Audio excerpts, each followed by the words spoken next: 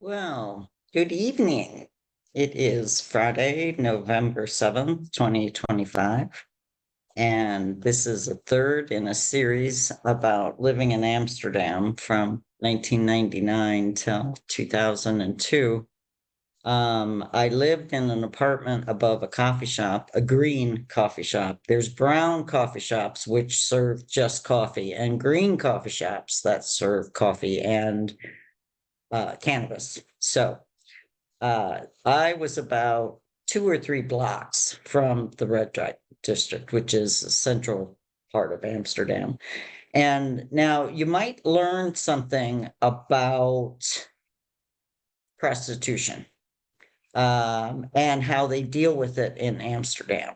So, above all things, what I learned from the Dutch is they are very practical when it comes to law enforcement and what to enforce and what not to enforce. And prostitution is legal. It's regulated. The doctor that I went to was the doctor for the neighborhood. And so that would include the sex workers in the neighborhood. So the waiting room was, I tried to go early, but it was just, a normal part of the neighborhood. But the picture you're seeing is an evening shot of the girls behind the window. And that's what the red light district is famous for. And you can see from the photo where the term red light comes from. Um, Again, I think I've mentioned I'm more of a daytime person. So my relationship with the red light district, it was more the daytime experience, which is very different than the nighttime. Amsterdam is a tourist attraction. The city center, many museums. There's lots and lots of reasons to visit. And there are some who come just for the red light district. And I will be discussing British men and that a little later. But like I said, there was a Chinese temple that they built. A group built it, bought the building and created this Buddhist temple. So it was built while I was there. So, I became familiar with it. And because that was there, these Chinese shops popped up, medicine shops and restaurants. And I mean, that's just the thing about Amsterdam. Every neighborhood, one might be a German. Well, no, not German. That's a bad example. No, the Germans don't flourish in Amsterdam. But that's a different history lesson. But the daytime is there's lots of things to see and do, but it's very touristy in the daytime, and everybody.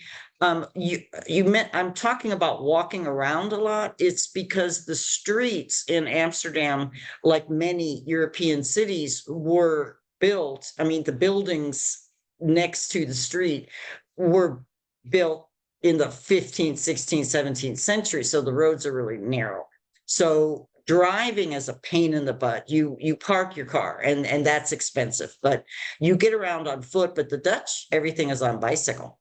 So I talk about walking around a lot because that's how the Dutch get around. And they're not fat. Of all the places that I've lived, like Chinese people get really fat, but Dutch people by and large are not fat. And probably because they ride bicycles their whole lives. But the red light district was within walking distance for me. So I mentioned before that Mika and I used to go out to eat just about every Friday night, and we would go to the district. It was close, and there were lots of choices. But I want to tell you about an evening we finished eating, and again, there were outdoor restaurant would have indoor seating and outdoor seating, and you would always get a table outside because most people wanted to eat inside. But Mika and I, we didn't care. We ate outside. And but this is Dutch. We're eating dinner, whatever we were having. But as Dutch people are coming into the restaurant, like meneer and a mevrouw, a Mr. A couple, They would stop at the door. They would look at what we were having for dinner, and Mika would carry on this conversation, but the woman would say, that looks good. Which is that? So Mika would tell her how much her dish was, how much my dish was. But that's just very typical Dutch kind of thing. So we had dinner and we'd have a couple glasses of wine. And Mika and I both had we both had all of our teeth extracted and got dentures. I got mine right before I went to Amsterdam. She got hers done while I was there. So we could not eat hard, crunchy bread. We missed it like hell, but we just couldn't eat it. That's why we often like to go out to eat together, as we both had the same eating issues. And so we'd laugh and, don't need teeth to drink wine. But we would walk home, and the difference between arriving in the red light district at 6 p.m. and leaving the red district at 9 or 9:30 p.m., it's a totally different world. I mean, you go from your, picturesque European city to this neon, blaring, there's clubs and music and people on every corner. The drug dealers are busy. I mean, it's very touristy, but there are cops everywhere. There are cops on horses. There are cops on bicycles. There are cops in cars. There are cops on motorcycles. There's cops everywhere. So, nobody, you feel safe, with this exception. Most of the traffic is coming into the red light district. And like I said, the streets are very narrow. So Mika and I are attempting to exit the red light district, and we turn a corner and we come against this wall of British tourist men who come into the red light district. And it's kind of like a pack of wolves. They have that look in their eye, and what they're looking at are these windows. And I mean, I was used to them, but if you've never seen it and you're a horny British guy, I mean, you've died and gone to heaven. And of course, they're incredibly drunk. It's 9:30. They're drunk at like 1 a.m. I mean, 1 p.m. So, they're totally blitzed by 9:10. And it's this wall of them. And Mika and I would freeze, and we looked at each other, and I thought, well, what the fuck do we do? And Mika looks at me and she's like, fuck these dudes. This is my city. And she was taller than me, but smaller than me, but she kind of was ahead of me and was like the prow of a boat. She just plowed through those dudes, and they weren't paying any attention to us at all.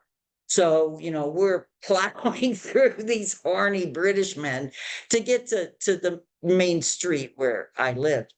And one thing the girls would do is when they wanted to if a man walked by the window, if a woman walked by, they just sat there. But if a man walked by, they might get up and they would have a coin and they would tap the window to get the guy's attention.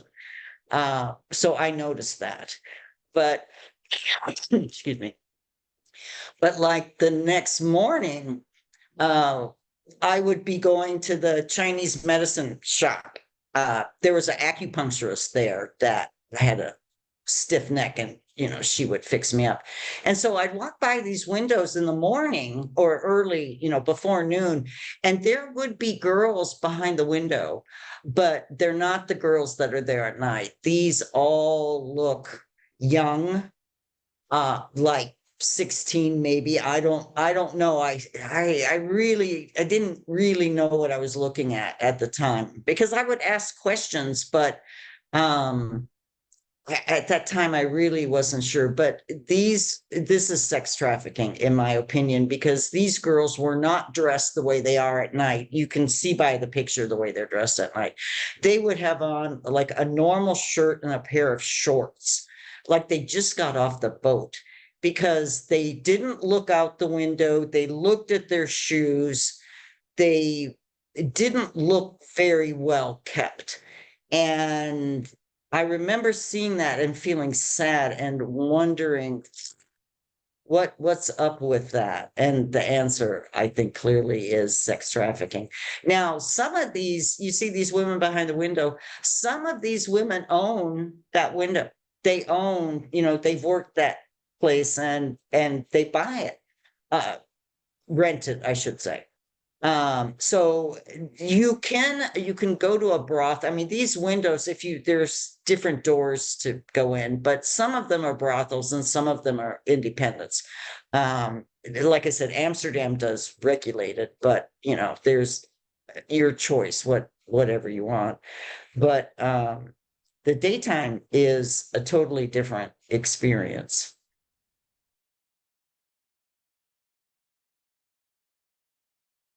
And that's all I can remember right now.